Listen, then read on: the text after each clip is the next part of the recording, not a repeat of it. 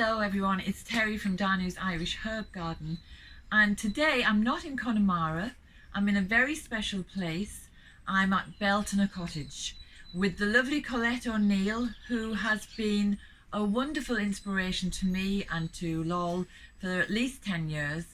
And we've come up to visit her at Bealtaine Cottage here, and we're just going to have a little chat so she can, in a nutshell, tell us how she serves the goddess, how she works with Mother Earth to create an amazing Eden. I mean, this place makes you cry with joy when you see it. That's what it's done to us in the past, and that's why we keep coming back. Your journey here has been, to make an anecdote or an analogy of it, is that you've come to a piece of land that was rushy, boggy, facing north, and you've taken it on as a challenge, and you've created an incredible, beautiful sanctuary for plants, for trees, for insects, birds, all kinds of wildlife, and for people like us who come to visit. So any problem that anybody is facing, see it as a challenge, and then you can turn it into a positive. Yes, because very quickly what began as a challenge took me over. Yeah. And has taken me on a journey ever since. And I have been journeying with the goddess ever since. And it's been a journey of joy. Yeah. And heart opening. And, totally.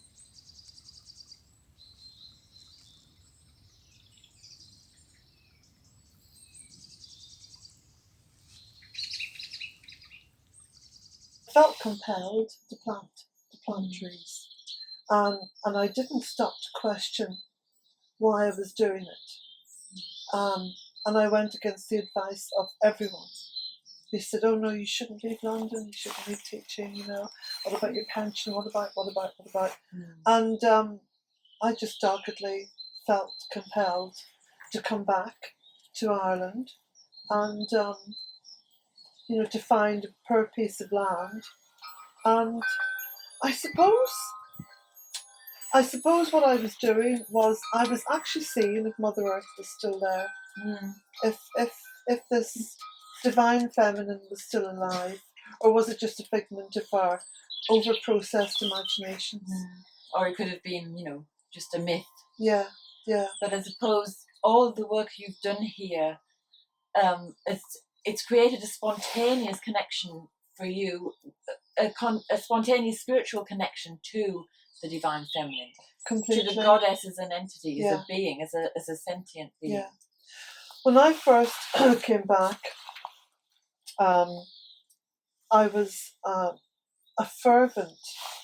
absolutely fervent churchgoer. So religion was very important to me. I was also a meat eater and a chain smoker. I believed that with all kind of religious dogma that the earth had a beginning and would have an end. The more I planted and the more I worked with the land, the more I realised it's alive. It's completely alive. And I would get these overwhelming, almost like crushing senses of joy, where I would start to laugh spontaneously, or overwhelming, crushing senses of where I would actually just cry. I'd just weep. And it wasn't weeping with sorrow, it was weeping with, I don't know. I suppose it was a cathartic release, so you'd come home. This place has taken me on this journey that to this day I cannot find the words to describe, other than for the first time in my life I feel like there is a future. There is a future. So that's a good message to give to people at the moment, with all the turmoil in the world and people following all the negative media news and imagining the worst is about to happen. Yeah. But there are so many fantastic stories around the world of people doing similar things to you or doing something completely different, but at the same time they're re-engaging with nature and putting something back into the planet instead of extracting. Yeah. So is there anything is there any pointers you would give to people who are feeling really trapped in this kind of negative treadmill of no hope, no future, what are we going to do? What can those people actually do that you would recommend? Well, first of all, go out and reconnect. I say reconnect because when you were born, you were part of the earth. Reconnect with Mother Earth. And it doesn't matter if you are already a religious person or a spiritual person. The reconnection will deepen what you already hold to be true. Okay? And it will give you a sense of what life is all about.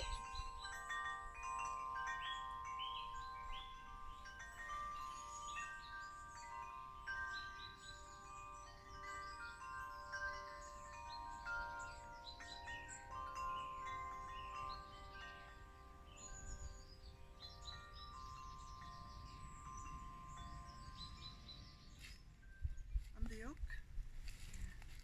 I know. And oaks hold their leaves for so long, don't they? Look at the size of it. Little. Look at a thorn in my foot. Magical garden at Colette's. Look at this cherry tree.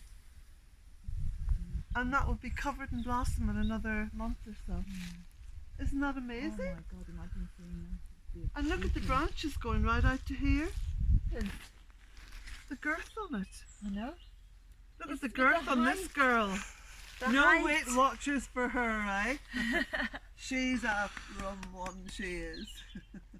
The reason why myself and my grandsons put this here in 2004 was because that was the only thing we could see from the kitchen window. There was nothing else. That was standing up amongst the rushes.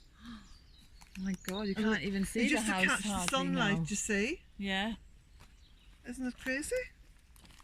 And now, sure, you wouldn't see the cottage from here. So I said, no, I mean, now that we've had all the rain, those lakes are getting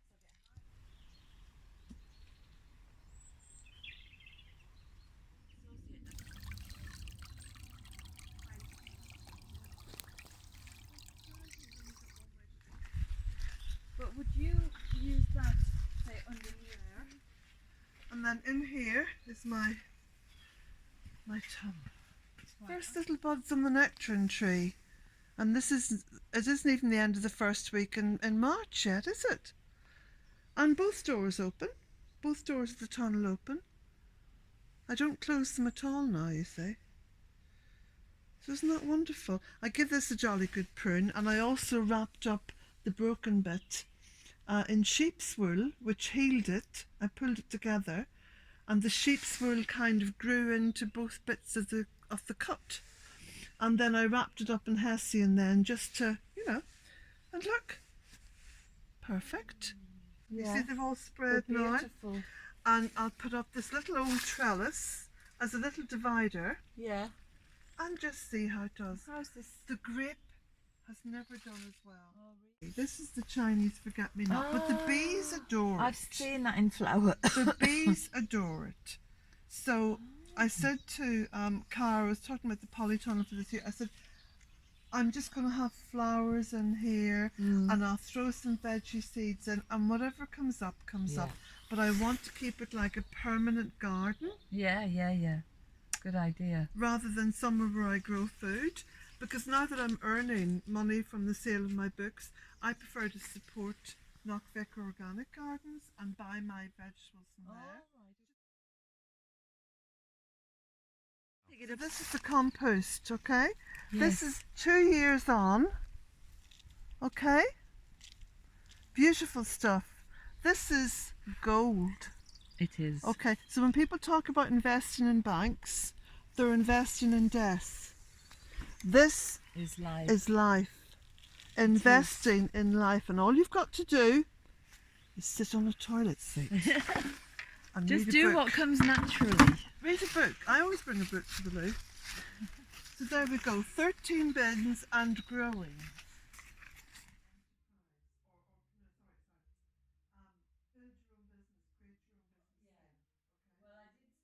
We were talking this morning about the crows and the Morrigan, Yeah. and so intelligent, such intelligent creatures. And But the universe is intelligence, not just yes, mankind. it's this. Yeah, yeah. Once you kind of park all that nonsense, you park it up and you walk on. You know, you get out of the car and you start walking. It's listen.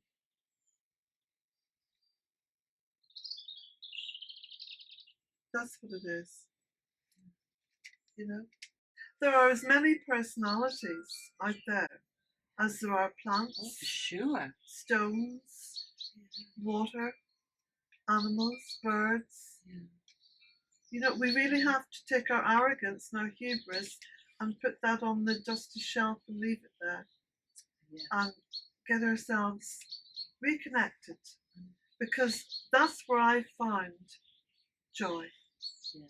And I find joy, and I find a sense of immortality, because I know I will always be part of this.